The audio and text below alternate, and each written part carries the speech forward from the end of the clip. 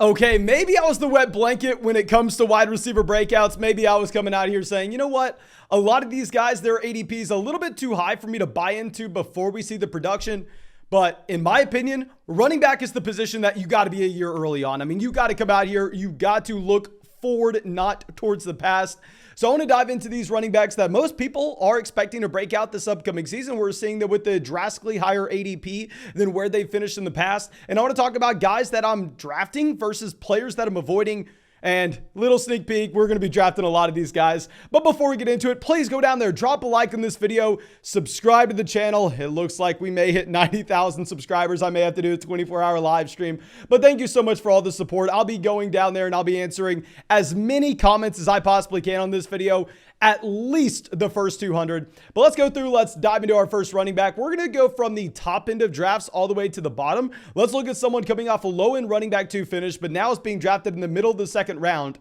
Javonte Williams. Now with Javonte Williams, very simple. Last season, we know what happened. I mean, I thought that he was going to be the elite level breakout. I made video after video after video coming out here telling you, oh, this is the week. Buy low on Javonte Williams. Oh, this is the week. Buy low on Javonte. It never worked out. You probably overpaid for Javonte Williams because of my advice last year, because I am looking at a running back that, in my opinion, is an unbelievable talent. I mean, you kind of see this in that 1 week where you had no Melvin Gordon, where he goes out there, he has 23 carries, 9 targets, and 178 total yards. That's the kind of ceiling that you're seeing here with Javonte.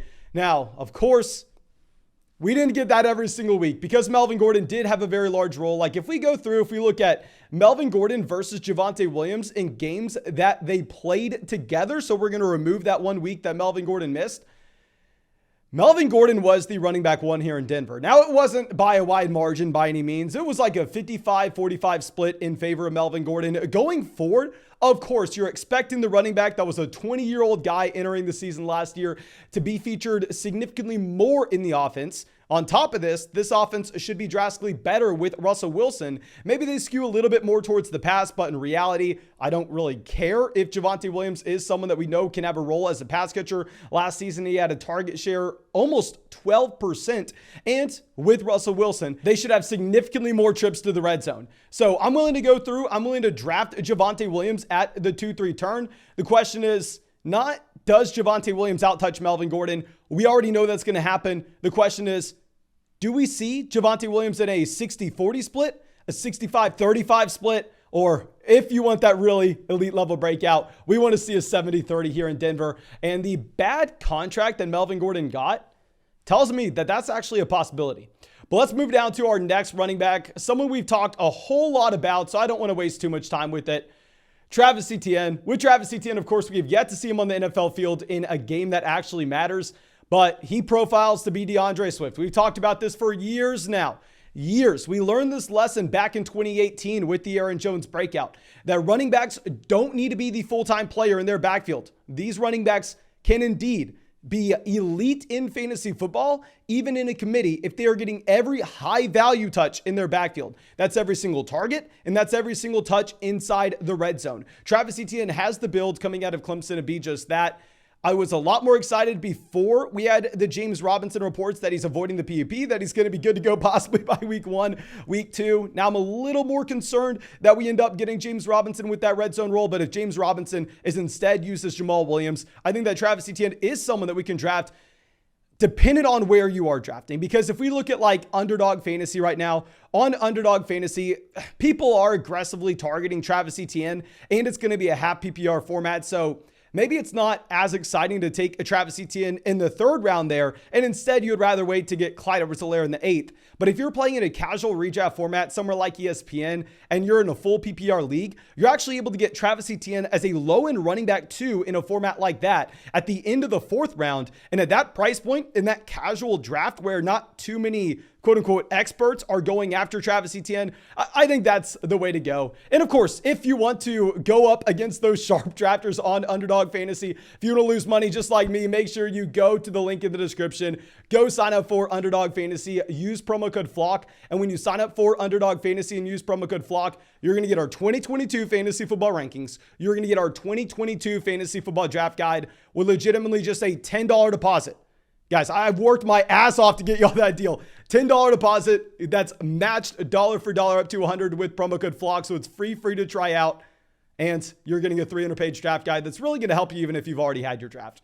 But let's go into our next running back. Someone that I am on an island drafting. I know a lot of smart drafters are coming out here and saying, oh, you can't take Cam Akers. Mason, you're too aggressive on Cam Akers. You're probably right. I'm probably wrong. Because if we go through and look at the history of running backs with the torn Achilles, of course, it is not a good situation in the slightest. You are looking at really Donta Foreman is the only guy in recent history that's been able to overcome it. And with Foreman, it took him legitimately years to do so. So with Cam Akers, if we look at that torn Achilles history combined with the lack of efficiency at the end of last season, people are terrified to draft him. And this is why you are getting Cam Akers in the 5th round at this point in drafts, despite the fact that before the torn Achilles, if we go back and look at underdog ADP from a year ago, he was a 1st round selection. And that was because he was a 5-star recruit coming out of high school. He was an elite level prospect going into the NFL draft. I mean, he had the athletic profile we look for. He was a great pass catcher. He goes in the 2nd round. He had the size to be a 3-down player. He checks every single box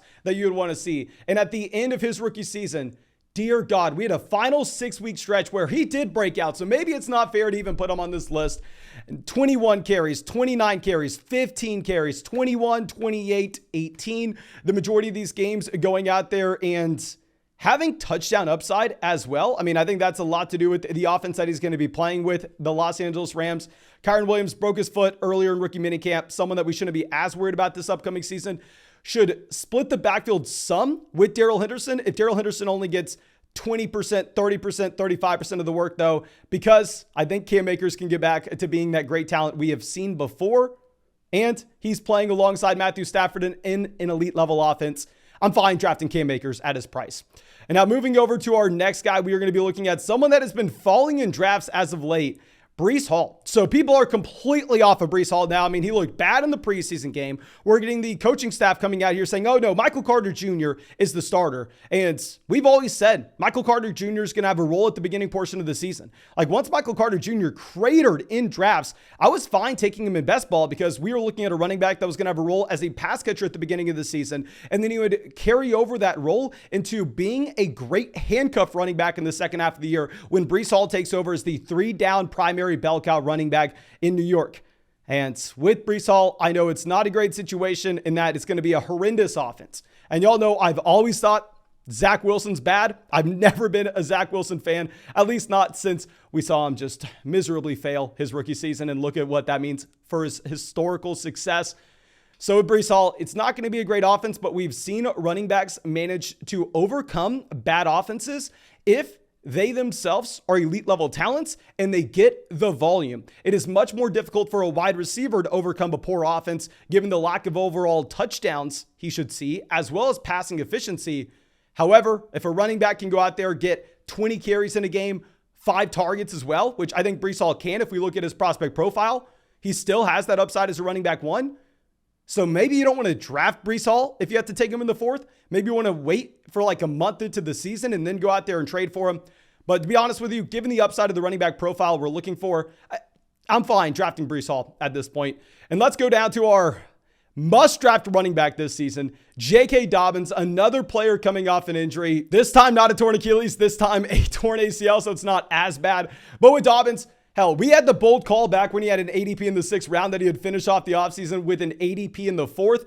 Looks like it's trending that way. You can still get him in the 5th right now. Right now, he's going back-to-back with someone like Rashad Bateman in that same offense. And in my opinion, Dobbins is an unbelievable price at that point because we're looking at this as a player that's very similar to Cam Akers and that he was an elite recruit coming out of high school. He goes to Ohio State. He has 2,000 rushing yards in an individual season, his final season there. He was an elite prospect coming into the NFL. He had the athletic profile we look for. I mean, he was at the same time a 2nd-round pick by the Baltimore Ravens at an incredibly young age. He goes out there, he dominates with 6 yards per carry. And yes, a very good offensive environment for rushing efficiency, which should carry over to this upcoming season because I got news for you. This is still a good Baltimore Ravens offensive line. At the same time, Lamar Jackson is still the quarterback here, so opposing linebackers aren't going to be able to collapse when Lamar Jackson goes to hand the ball off. I am all in on buying on the J.K. Dobbins breakout. Right now, it looks like the only other running back competing for touches in this backfield will be Mike Davis. And Mike Davis is going to have a role. It's not going to be J.K. Dobbins getting 90% of the touches in this backfield. You will have Lamar Jackson, obviously, taking a large portion. You will have Mike Davis with a pseudo running back 2 role as well. I'm looking at Dobbins as the starting running back with an elite talent profile and the most run-heavy offense in the NFL.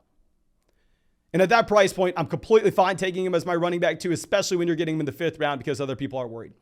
Now, the first guy that I'm honestly not drafting very often is going to be A.J. Dillon. A.J. Dillon has now risen up to being a late 5th, early 6th round pick where you have to take A.J. Dillon before guys like David Montgomery, before elite level quarterbacks like Kyler Murray, Jalen Hurts. And I completely admit A.J. Dillon could break fantasy football because what was most impressive about A.J. Dillon this past season, which I liked his price last year. Obviously, it was much cheaper than it is now. But what was unbelievable to see last year was the involvement he had as pass catcher in games where Aaron Jones missed. Because we always thought A.J. Dillon profiled to be a Derrick Henry, where he was a great rusher on 1st and 2nd down, but wouldn't necessarily get involved as a pass catcher. At least we didn't see that in college.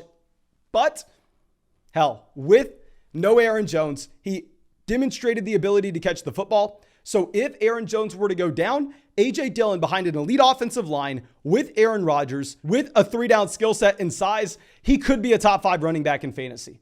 But at the same time, I have not seen enough to project A.J. Dillon to have the red zone role here over Aaron Jones when Aaron Jones is healthy. So I think this is going to be essentially a jacked up version of Jamal Williams, where we know Jamal Williams had a large role with Aaron Jones back in Green Bay a couple years ago, but Jamal Williams was getting the carries between the 20s. Those carries between the 20-yard lines, well, yeah, it's great that you could say, oh, he had 11 of those per game, but in reality, even if you average, say, 6 yards per carry with 11 carries between the 20-yard lines and you're coming away with 11 carries and 66 rushing yards, that's not really taking too much of the production in the backfield. If A.J. Dillon were to secure the red zone role in Green Bay, I think that he could pay off his price tag as a 5th, 6th round selection. If A.J. Dillon were to be in a stretch with no Aaron Jones for even just a month, obviously he smashes at this ADP.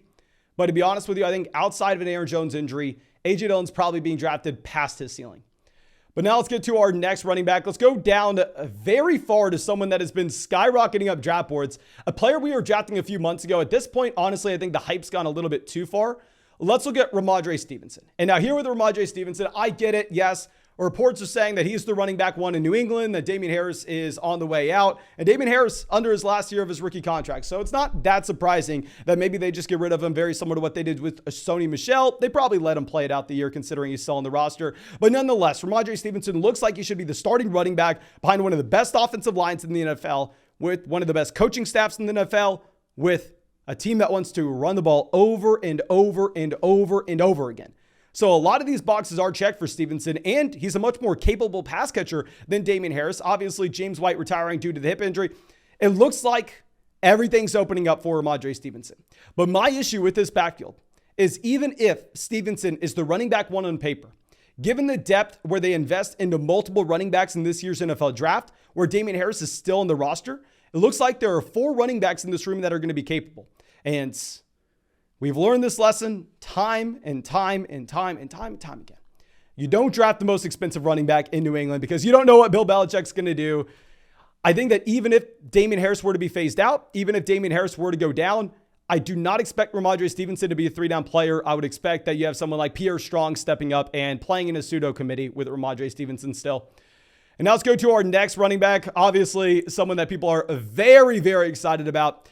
Damian Pierce. Now with Damian Pierce, if you look back at the Houston Texans depth chart before the preseason started, you had Marlon Mack, Rex Burkhead ahead of him, which was laughable at the time. Clearly that's played out where Damian Pierce starting the 3rd preseason game. Damian Pierce looks like he is the official starting running back for the Houston Texans. Now, my issue with the Damian Pierce profile is while he looked great in the preseason, like he looked unbelievable. At the same time, I don't believe in the prospect coming out of Florida. This is a running back that fell to day 3 of the NFL draft. This is a running back that wasn't a great pass catcher in college. It's a running back that wasn't particularly that athletic. He stayed all 4 years at Florida. So he doesn't check many of the boxes that we are looking for. And I know everybody wants to go and tell me, okay, Mason, come on. A running back with limited team investment can still be productive in fantasy. Their rookie season in a bad offense. And everybody wants to go and point towards James Robinson. My issue, guys, is James Robinson is the outlier of all outliers. In fantasy football, the last thing I'm doing is chasing that. I'm not trying to chase the next James Robinson because in reality, if you are, I think you're going to fail 9 times out of 10. I'm trying to chase the next Jonathan Taylor. I'm trying to chase the next guy that actually checked every single box coming out of college. And then unsurprisingly, he hits at the NFL level. That's why I'm willing to pay up a little bit more for someone like Breece Hall. Avoid the hype with a Damian Pierce. Because at the end of the day, yeah, he's the starting running back for the Houston Texans. But according to PFF, Houston has a bottom 5 offensive line in the NFL. Houston, according to Las Vegas, has the lowest team total in the NFL. And like I said, I'm not a massive believer in the talent. So Damian Pierce, if you want to draft him as a high-end running back 3, you do it. But my issue is I've seen Damian Pierce now getting steamed up where people are talking about taking him in the 5th, 6th round, which I'm out on that price. Now, our last running back we'll talk about here is another rookie where I'm actually fine if you want to go out there and take him. James Cook. And here with James Cook, this is someone that I honestly would put in the same tier as Damian Pierce, and you're going to be able to get him like 4 rounds later. And with this running back in particular, he's playing in a much better offense. He was a great pass catcher at Georgia. That's why when the Buffalo Bills failed to bring in J.D. McKissic at free agency, they overdrafted James Cook in the 2nd round. So I think this will be a player that very early on, almost day 1, has a role as a pass catcher playing in a Josh Allen offense. And then what we would really want to see if we want to find that elite level ceiling for James Cook, who is undersized, I mean, literally weighs less than 200 pounds, we would need to see him have a role in the red zone. I'm not super confident that happens, but I think the double-digit price in terms of rounds where he currently sits, round 10, 100% that's going to be worth taking that shot. Now, thank you so much for checking out this video. I really hope you enjoyed it. Like I said, I'm going to be answering as many comments as I can. At the minimum, the first 200 comments I'm going to answer on this video. And if you want to draft with us in a fantasy football draft, you want to come out here and take our money, make sure you go sign up for Underdog Fantasy. Use promo code FLOCK. Underdog is best ball. That's how I'm able to draft 700 teams there this offseason because you don't have any time commitment at all during the season. And when you sign up with promo code FLOCK, you get our 2022 fantasy football rankings, you get our 2022 fantasy football draft guide, and you get a 100% deposit match. So it's essentially free for you to try it out. But thank you again. I appreciate all of you. I hope you have a great day, and I hope we get to see you with the live stream tonight.